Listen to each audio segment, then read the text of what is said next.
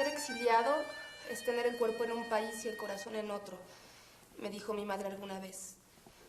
Para muchas personas la palabra exilio no tiene gran significado, pero habemos otras que no podemos dejar de sentir un nudo en el estómago al oírla, porque sabemos en carne propia, y saber en carne propia es la única manera de saber las cosas, lo que esta palabra implica, o por lo menos lo que ha implicado para cada uno de nosotros. Aunque cada exiliado carga con su historia personal, se puede hablar de una historia común, una historia de persecución y terror, de secuestros y muertes, de destierro, de soledad, de impotencia. Es esa historia no elegida, porque nadie elige ser perseguido. Nadie elige ir sabiendo día a día que más amigos han desaparecido y que probablemente no se volverá a saber nada más de ellos. Nadie que está luchando por lo que cree justo para su gente elige ser expulsado de su tierra.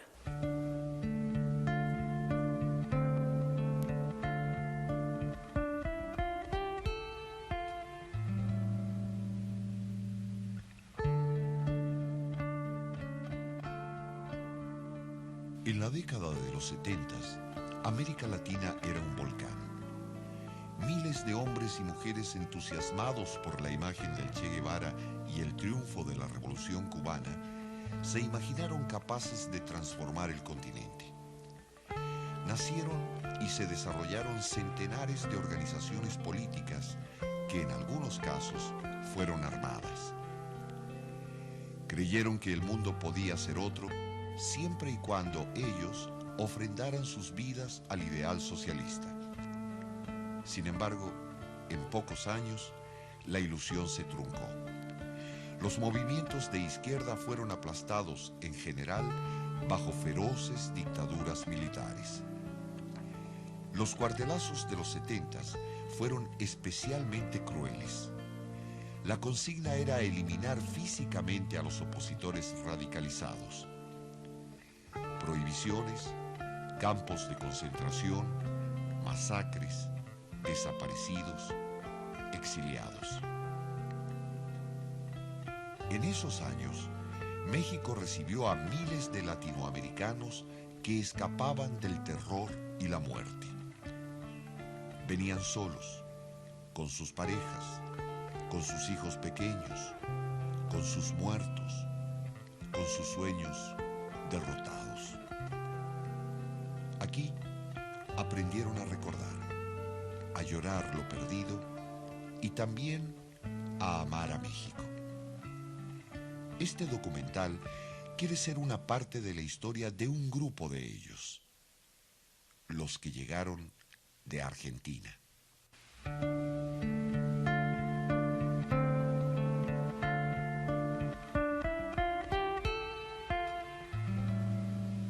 Sentíamos que teníamos que llegar a un sitio donde nuestra hija pudiera tener su casa.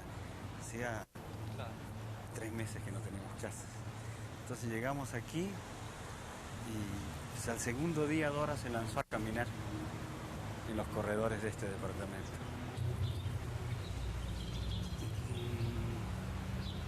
Me faltaban algo así de 6 meses para recibirme. Y bueno, todo se congeló de pronto.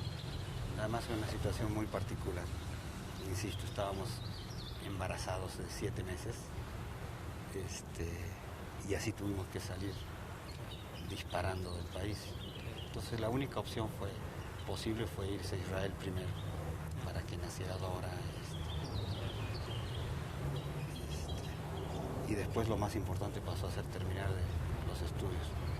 Digo, la muerte rodeaba Buenos Aires, la Argentina, y entonces uno salía, ¿por qué? Porque pensaba que podía ser blanco de alguna de estas cosas, la cárcel, la muerte. Quiero decir, aquellos que se sentían, como en mi caso, tal vez involucrados por una u otra razón, fuimos los que tomamos este camino, yo entre otros.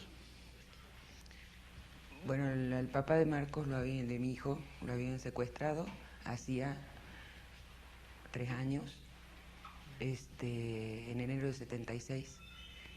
Marcos tenía 2 meses de nacido. Y yo tenía ya una hermana en México que se había exiliado ya y entonces me decía que me viniera para acá.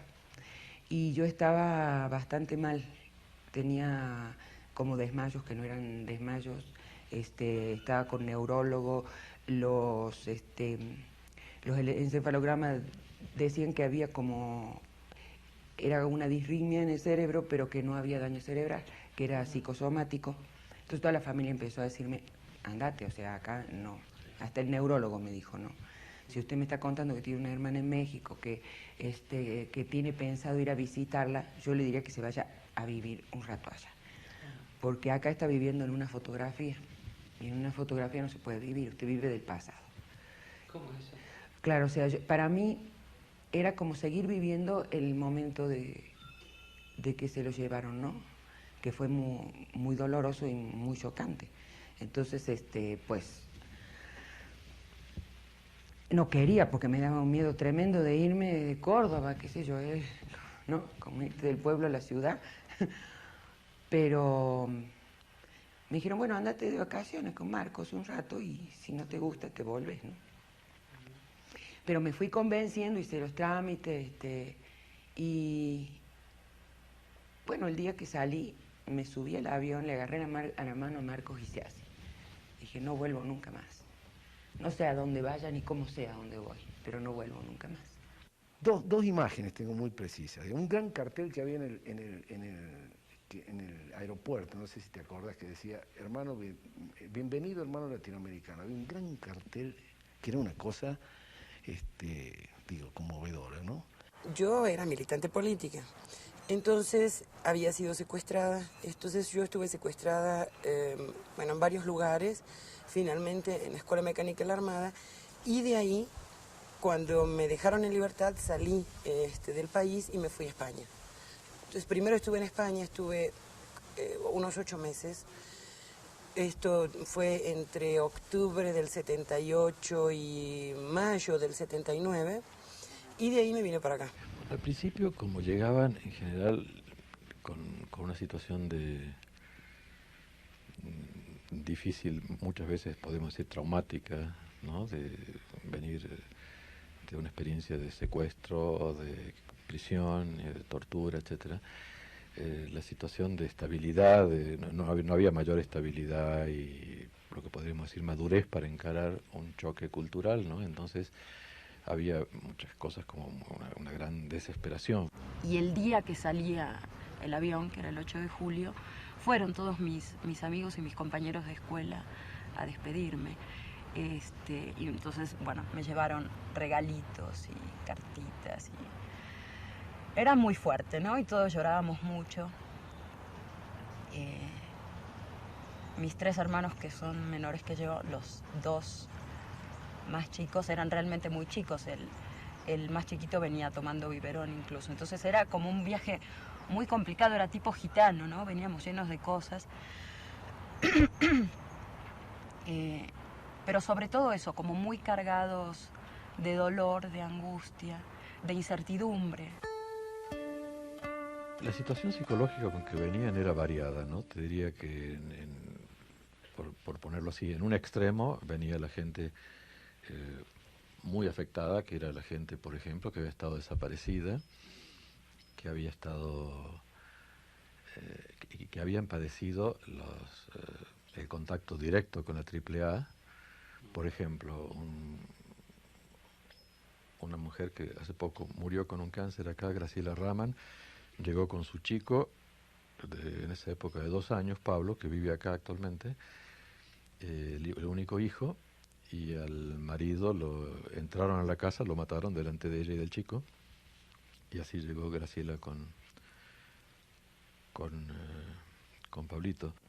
Yo lo que siento de México es que fue como sentirme muy protegida, que acá no iba a pasar lo que había pasado allá.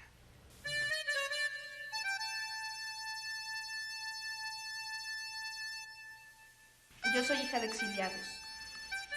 Mis padres tuvieron que huir de su país por la misma causa por la que miles de personas tuvieron que hacerlo. Era un país dirigido por una dictadura militar que perseguía a todo aquel que no estuviera de acuerdo con ella.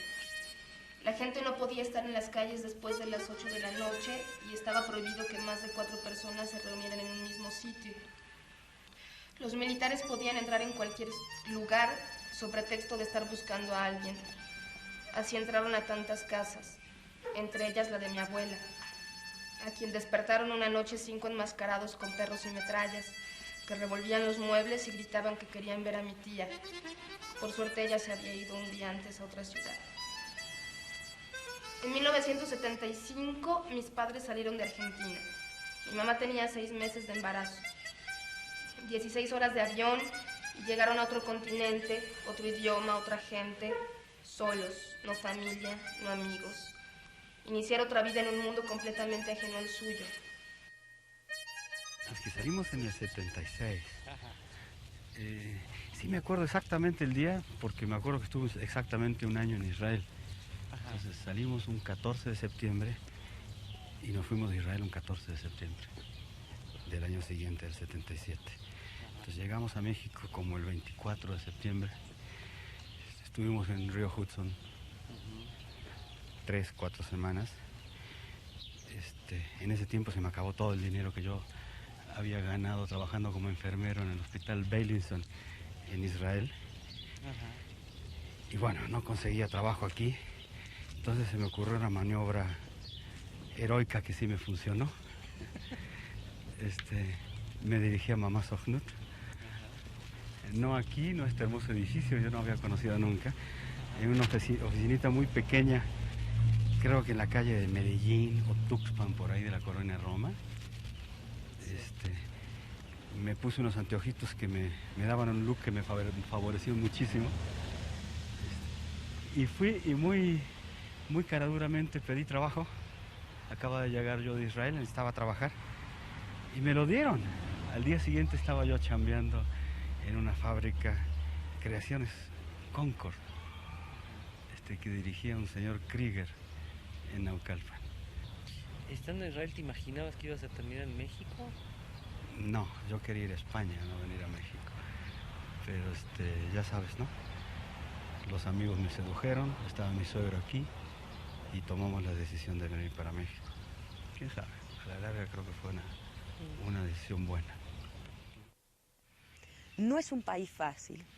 Aquella primera idea de es fácil llegar a México porque total es la misma lengua y es una historia más o menos similar y no es cierto. Yo creo que es un país complejo y muy difícil. Y es muy difícil lograr realmente insertarse.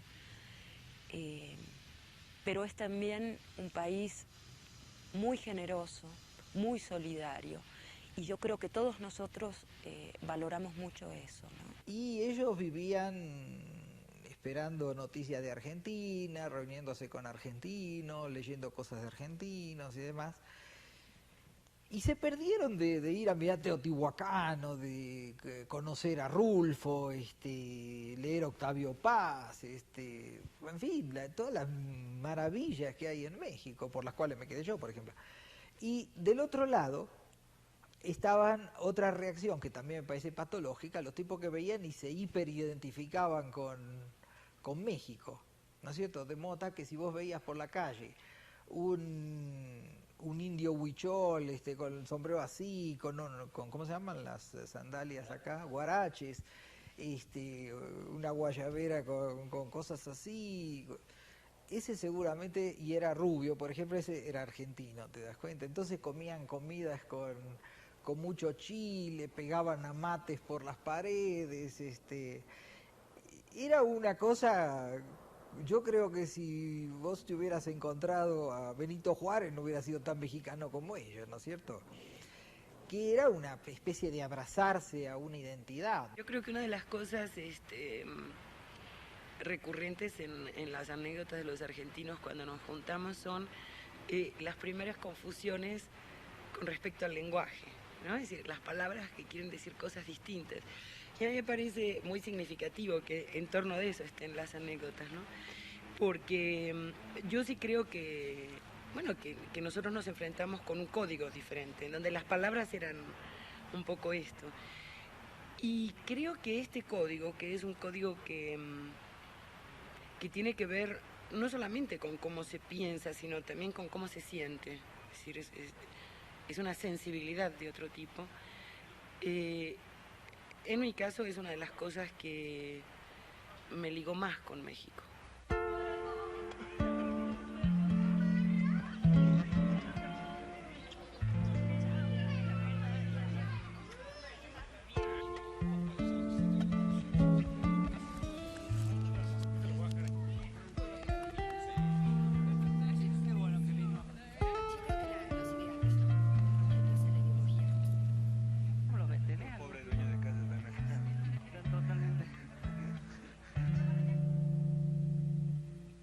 Yo sí he sentido en muchas ocasiones que no ha sido una adaptación fácil e incluso un rechazo, creo, por parte de mexicanos, ¿no? Pero bueno, todo exilado también tiene momentos difíciles en el país donde llegue, aunque el país lo reciba estupendamente, ¿no? Yo creo que es que el exilio te deja una ambivalencia, ¿no? Yo hablaba el otro día con Oliverio y hablaba con algunas otras chicas argentinas menores que Oliverio, que llegaron, por ejemplo, las Beato, que llegaron aquí, pues no sé, muy pequeñinas, 7, 8 añitos, ¿no? Y bueno, yo les decía, ¿por qué no vuelven a la Argentina? Pues no podríamos volver a la Argentina. Una planteaba que no podía volver a vivir a Córdoba porque Córdoba la ahogaba, ¿no? Sencillamente era una ciudad que la ahogaba y que, bueno, vivir en Buenos Aires le sería absolutamente imposible por problemas de trabajo, etcétera, etcétera. Pero que, sin embargo, todavía no se encontraban absolutamente arraigados a México. En ambos casos con una gran diferencia de edad. O sea, todavía, seguramente es la educación, seguramente son los padres, seguramente es esta transmisión de la cultura de la que hablábamos. Y bueno, es el exilio, ¿no? No nos queremos ir de México, pero al mismo tiempo nos gustaría irnos a Argentina, pero al mismo tiempo, si nos vamos a Argentina, estamos añorando México. Sí, hay un conflicto. Y bueno, serio. este conflicto es producto del exilio. Así es. Yo me fui un año a Suiza, yo volví hace 6 meses, estuve viviendo un año allá. Y sí, yo me lo planteé, bueno, me voy un año, pero definitivamente vuelvo, ¿no? Estando allá me entró el gusanito de, bueno, estoy encontrando esta posibilidad, estaba haciendo cosas que me gustaban, estaba empezando a crear un mundo que me estaba gustando. Y entonces dije, bueno, ¿y si me quedara?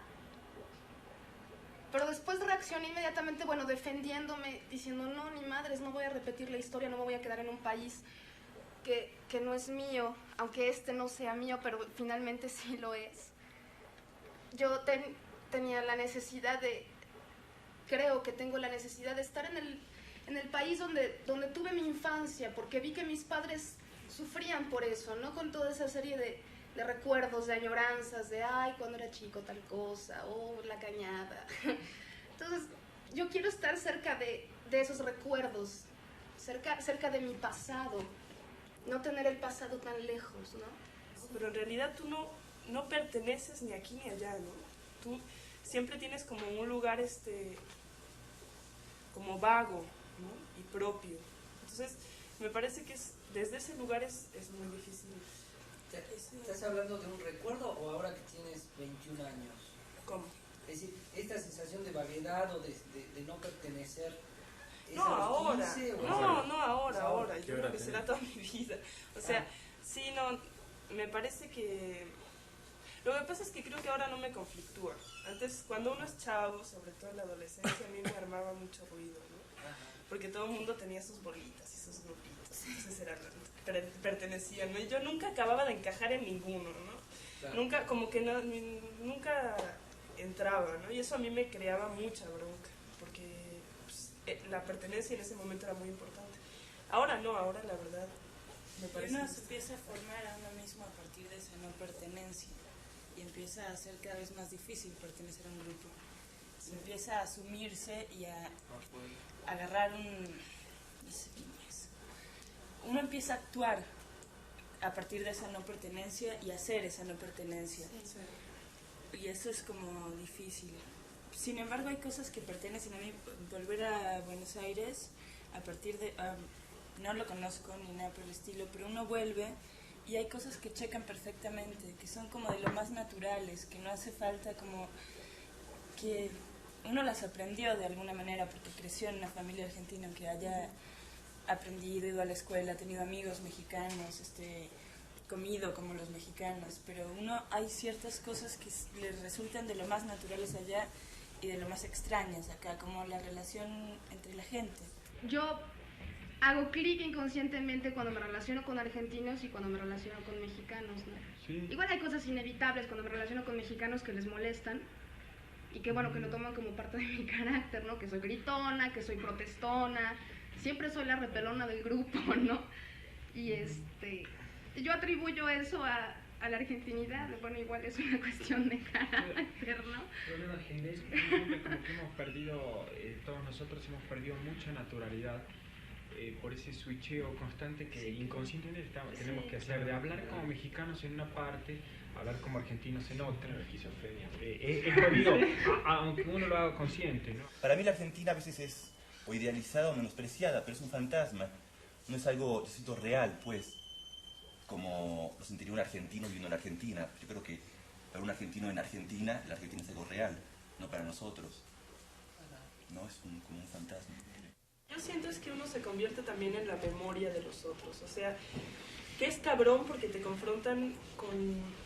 Puta, llegar a casa de los abuelos eso que decía María, es terrible, ¿no? O sea, tú eres la memoria viva de sus hijos muertos, ¿no? Tú eres la memoria de la historia, ¿no?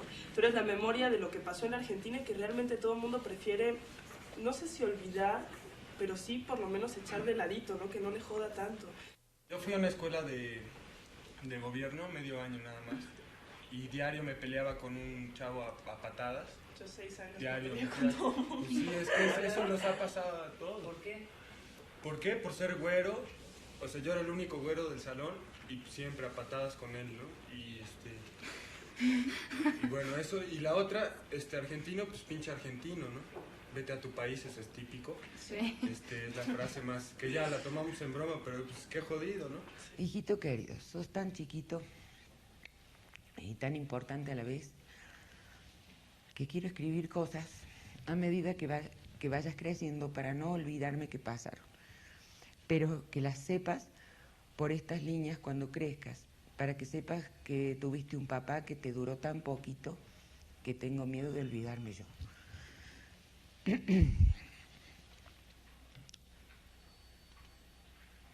Cielito, hoy es uno de esos días que me siento para la mierda.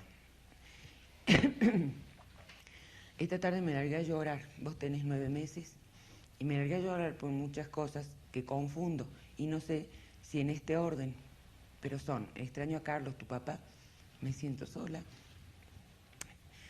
Es injusto lo que nos pasó. Te alcé y me fui al patio a llorar con vos. Yo a mi papá no lo conocí porque lo desaparecieron al mes de que yo nací, entonces yo nunca lo conocí. Y después mi mamá y yo vinimos para México cuando yo tenía 3 años y medio, eso fue en el 79. Y yo tengo 20 años. Y después nunca más volví a Argentina. Hasta ahora no he vuelto a Argentina. Entonces yo como tengo Argentina es todo como un sueño. Hasta los 6 años es un sueño para mí. Todas cosas que me ha contado mi mamá, es todo un sueño. Con mi papá es un sueño para mí.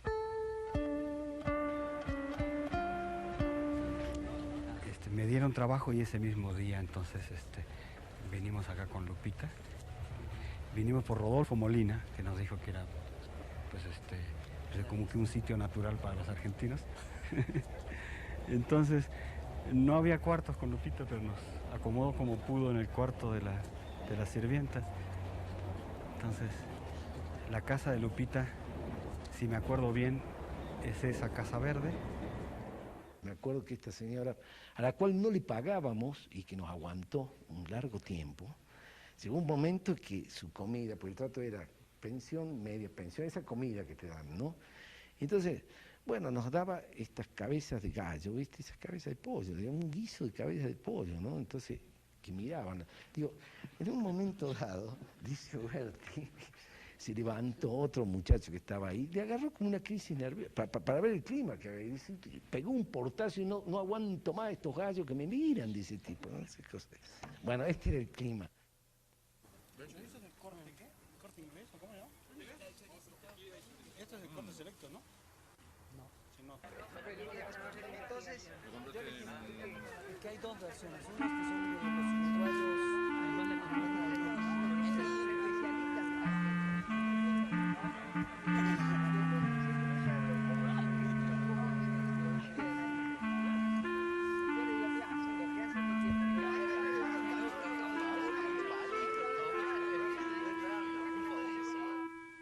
Ya había una especie de organización muy primaria del grupo de argentinos exiliados y había bastante ayuda en cuanto a todo lo que se refería a trámites para conseguir los documentos necesarios para empezar a trabajar, etc. Además, y esto me parece que es correcto decirlo, en aquel momento el gobierno mexicano, por lo menos respecto al exilio argentino, tenía una actitud excelente, siempre nos ayudaron y facilitaron, especialmente para aquellos casos de gente que salía del país sin la documentación, no tuvieron ningún problema para hacerlos entrar a México, para conseguirles documentos, para facilitarles la posibilidad de instalarse, de trabajar, etc. La Gandhi tenía la peculiaridad de ser una librería ya adoptada por los universitarios, en primer lugar. En segundo lugar, tenía la ventaja física de estar ubicada en el sur, que fue el lugar donde mayoritariamente vivió la gente del exilio argentino, mayoritariamente. En tercer lugar, el hecho de que casi toda esa gente estaba vinculado con la actividad cultural. En cuarto lugar, porque la Gandhi tenía el café y era uno de los pocos cafés que existían en México como tales, como lo que nosotros podemos considerar un café.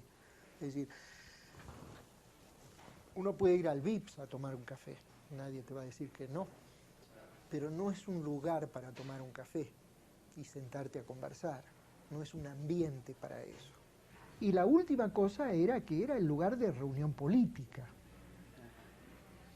donde uno se encontraba con la gente a comentar los acontecimientos que habían sucedido, que te enteraste de esto, que te llegó el periódico, que lo que fuera.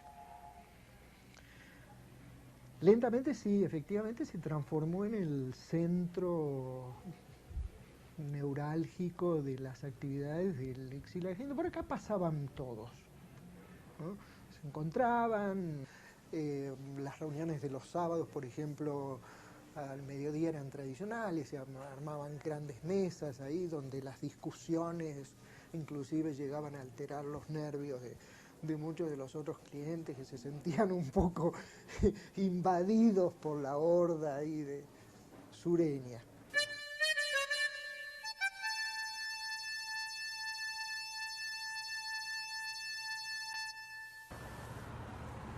Bueno, la situación con Lupita realmente estaba demasiado apretada, exageradamente apretada. Además, nunca te conté que Lupita era obsesiva con que esos niños que apenas saben caminar, que no andan metiéndose donde no deben. Entonces, Dora seguía realmente presa ahí. Total que cobré la primera quincena, busqué el periódico y donde vi departamentos amueblados. Yo tenía que ir a trabajar a Naucalpan, tomaba el metro aquí en Revolución. Entonces se me hizo muy adecuado en buscar un departamento por aquí. Y pues, es una colonia muy agradable, muy céntrica. Está muy cerca de la zona rosa, que pues por aquel entonces me tenía encantado. Un sitio donde me gustaba mucho pasear. Total que vinimos y rentamos exactamente ese departamento. ¿Vivieron bien acá? ¿Estaban contentos? Empezamos muy bien, porque teníamos por fin una casa para nosotros. Claro. Pero era una circunstancia muy difícil, ¿no?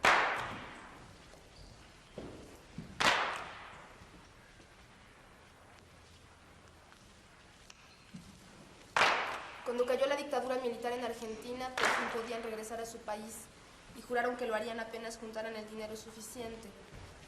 En 1983 fueron de vacaciones y se encontraron con que las cosas habían cambiado. La gente estaba cansada de luchar, de esconderse, de buscar a los desaparecidos. Los amigos que se habían quedado ya no eran los mismos y mis padres tampoco. Ya no compartían las mismas realidades, pero tampoco lograban identificarse con la gente del país en el que radicaban. De cualquier modo se prometieron que volverían a vivir a su tierra, y entre promesas pasó 1 año, y 2, 3, 4 y 10 años, y en 1992 mi mamá volvió a ir de vacaciones. Llegó y no reconoció lo que a la distancia recordaba como su ciudad. No se sintió junta. Volvió a México y tampoco. Hace unos días me dijo, hace 17 años que esta ciudad me hace sentir que no soy de aquí. Nunca tuve esta necesidad que sentía de muchos de mis amigos de poder regresar a la Argentina cuando se pudiera. O de tener esta cosa del dulce de leche y el asadito y el mate. Sigo tomando mates diarios y esas cosas, pero como que nunca tuve yo esta posiblemente por esto que dije antes, que la mejor etapa de mi trabajo comenzó aquí. Claro. Entonces yo no fui arrancada de grandes proyectos. Estaba en la universidad, salí de la universidad, estaba estudiando música, sigo estudiando música, sigo haciendo eso. Entonces, a ese nivel me siento un poco atípica, ¿no? Y en principio ahorita, el año que entra, cumplo 20 años de estar en México. Y es la mitad de mi vida ya. Entonces, más bien cuando voy a la Argentina me siento muy rara.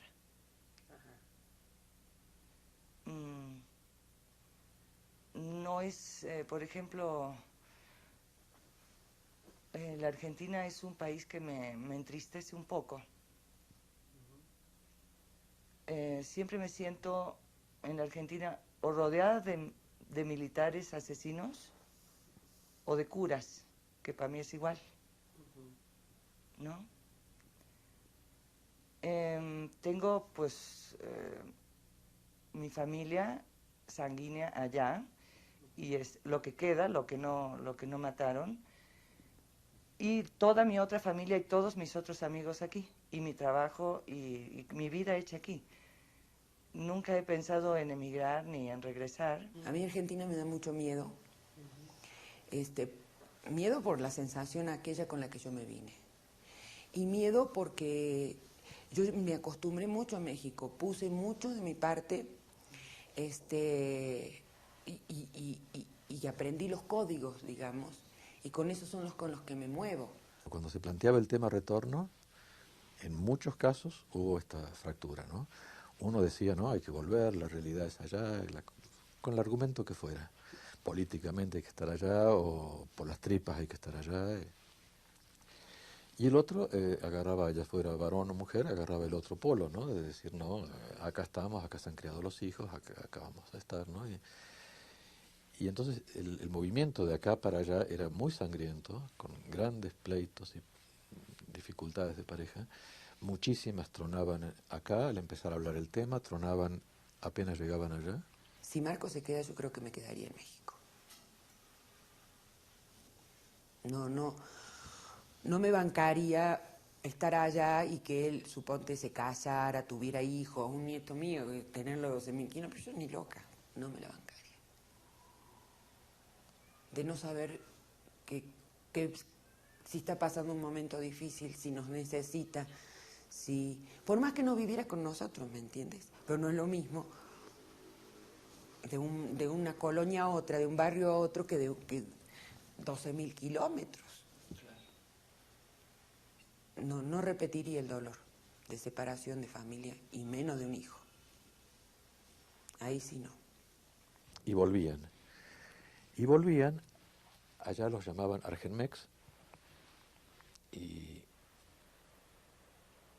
terminaban siendo Argenmex, exactamente. Estaban en Argentina y eran los Argenmex, no eran argentinos, habían pasado 10 años afuera, muchos eran chicos, o jóvenes, que se habían venido muy chicos, y que tenían una cultura mexicana, ¿no? O argentinos que habían adoptado muchas cosas de manera de pensar, o pautas culturales, incluso de alimentación y características así muy básicas de la cultura mexicana. Allá no encajaban más, venían para acá y medio tampoco. Entonces, para muchos, la situación de terminar con un problema de desarraigo ha sido muy, muy fuerte. México se vuelve cotidiano porque está todos los días en mi casa. O sea, no es que yo no vine en 4 años, quizá por esa manera que tengo yo para separarme de las cosas que uno las tiene adentro. Bueno, pero lo de México está todos los días, digamos. Eso que viví en 2 lados. Esto vivís en 2 lados todos los días. No de una manera dramática, no de una manera, a veces puede volver dramático o no, pero yo no vine, pero mi mujer debe haber venido en 4 años, debe haber venido 6 veces, digamos.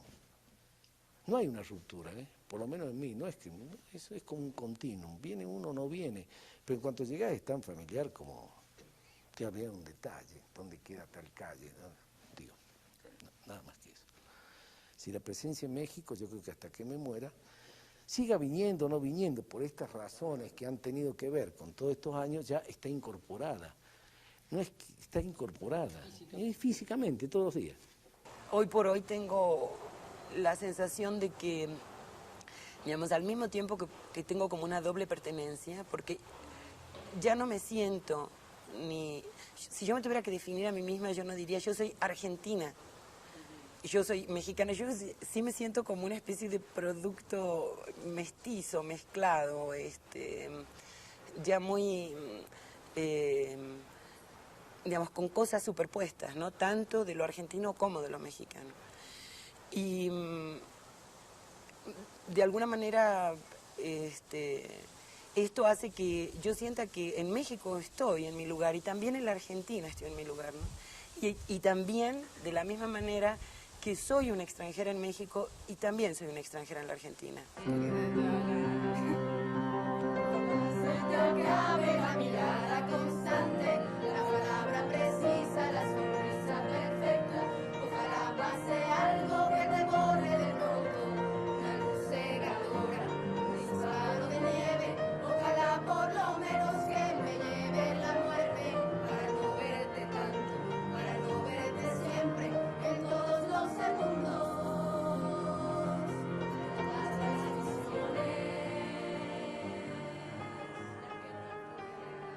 Y todavía este texto lo escribí fue a los 16, con tal vez una pose de, ay, qué sufrida soy hija de exiliados, ¿no? Y ahora no, estoy bien, estoy tranquila, me gusta mucho, me gusta mucho México, estoy bien aquí.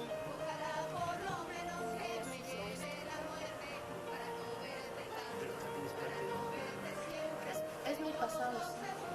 Sí, seguro. Tal vez igual estoy negando cosas, ¿no? Pero pues es parte de... Creo que realmente comencé aquí, en este bulevar, caminando por aquí los domingos, comencé a amar a México. Y darme tiempo para descubrir cosas solas, los taquitos Frontera, donde cenaba todas las noches, todavía está esa taquería. Descubrí ya por allá de 1978 los bisquets de Obregón, donde era un changarrito muy chiquito, ahora es una cadena nacional. La inquietud de la diferencia se introdujo vitalmente, digamos, ¿no? Este es un tema, vivir la diferencia tanto tiempo. Porque debo decir que de 16 años que viví en México, de todos modos la diferencia no se agotó nunca. Se recicla, se reintroduce, digamos. La diferencia se reintroduce en distintos planos, en distintos niveles. La diferencia está, digamos. Es decir, tenés que vivir con la diferencia. Y volvés a Argentina y tenés que vivir con la diferencia. A ver, sí, háblame de eso, Vivís con la diferencia de haber estado 16 años fuera, no haber vivido esos 16 años de la Argentina. Sos otro tipo. Sí, yo digo, para decirlo con una frase, esto que vos señalás, digo, uno ha incorporado una condición que es la de ser exiliado. Quiero decir, ya como una especie de parte de su ser. Quiero decir, no es solamente exiliado porque está en otro país, y está forzosamente en otro país, si no, no sería exiliado, sino que ya se ha introducido en la manera de ser. Y en efecto yo coincido con vos, ¿no? Con esta vuelta al exilio, del exilio, de los exiliados, uno siempre siente perplejidad, ¿no? Uno podría decir que casi hay algo de incomprensible, ¿no? Hay algo de incomprensible y de comprensible también, de profundamente comprensible, ¿no? Oye Luis, ¿y nunca pensaste en volver a Argentina? Sí, muchas veces no. ¿Sí? Pero creo que hace fácil 10 años que ya no me obsesiona más. Porque sí, los primeros años fue una verdadera obsesión el volver a Argentina. Cuando se volvió la mayoría del exilio, en el 83. Claro, eso fue el ramalazo, tal vez el último ramalazo fuerte. Porque ya el retorno era una posibilidad. Fui yo a Argentina de paseo, desde entonces nunca más volví. Y bueno, esas cosas, como creo que a cualquiera le puede haber pasado, que cuando un deseo, una necesidad es tan intensa, se vuelve irrealizable. Entonces, creo que eso me pasó a mí. Era tan fuerte la necesidad de volver que nunca pude concretarlo. Y siempre la postergaba porque tenía que ser mejor, en condiciones más ideales, y nunca se hizo. Y el día de hoy ya no me preocupa más. Yo te debo decir que el exilio, yo digo de las lesiones del exilio. El exilio a mí me lesionó en esto, me ha provocado un desasosiego. Después, digo como momento primario, luego uno se incorpora, uno vive bien en México, vive en Argentina, pero también puedo decir que no vivo bien en ningún lado, vivo con desasosiego, vivo con incomodidad, vivo la diferencia permanentemente reintroducida. Entonces, fue un episodio, creo que muy extraño, porque uno no podría más que decir, qué bueno que te vas, ¿no? Que te vas a tu tierra, que te vas a cumplir con tu historia, con tu destino, ¿no? Tu destino es allá, como mi destino es acá, ¿no? Qué bueno, ¿no? Y qué horror, ¿no? Y qué dolor y qué tranquilidad simultáneamente. Y cuánta nostalgia de que te vas, y cuánta seguridad de que qué bueno que lo que vas lo vas a hacer, porque eso es lo que tienes que hacer, ¿no? Entonces, pues es un nudo extraordinariamente, digamos, es un gran desconcierto. Y es un desconcierto que a mí me dura para toda la vida, ¿no? O sea,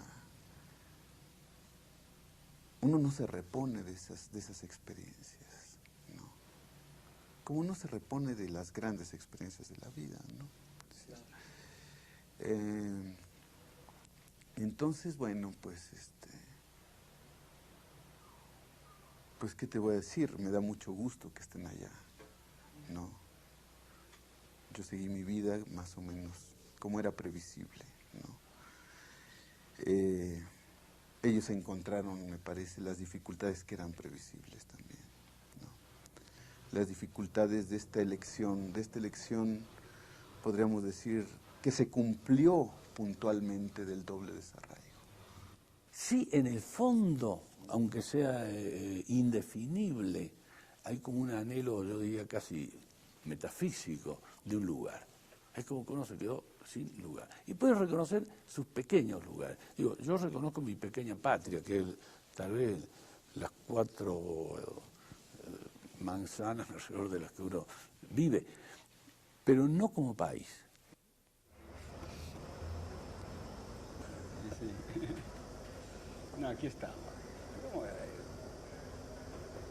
No, sí, aquí tengo mi trabajo, si no es el que tengo ahora será otro. Tengo mi hija que se va a quedar aquí, creo yo, toda la vida.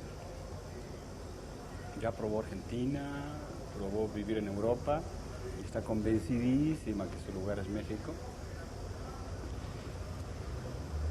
Yo estoy contento aquí también, ¿no? Y además ya encontré mis sitios. No me quiero ir de Tepoztlán. O sea, no quiero estar lejos del mar mexicano, y lo sabes.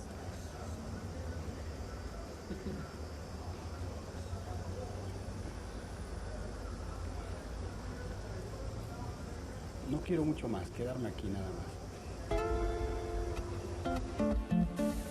Son tallarines. Pero viene una segunda etapa. Bueno.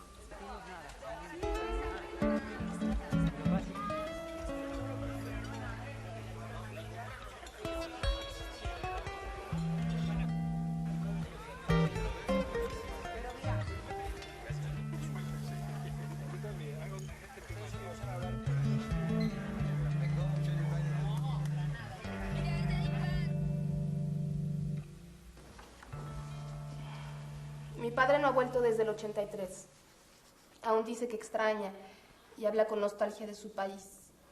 Yo sé que tiene miedo de ir porque sabe que se va a encontrar con un mundo absolutamente desconocido por él. Ya ninguno de los dos puede volver a vivir allá. Prefieren sumergirse de vez en cuando en el recuerdo de esa Argentina que no existe más y que tan dolorosamente se les perdió en algún rincón del tiempo. 18 años.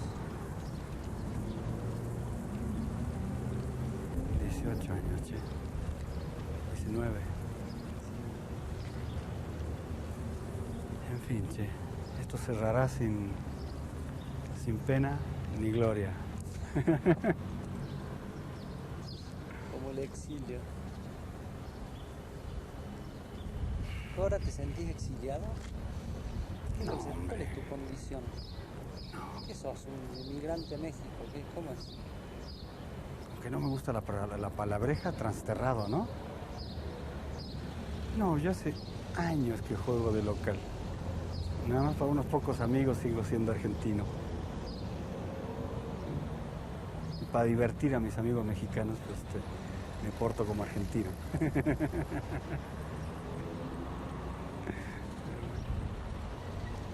Muy bien. No, exiliado, no more.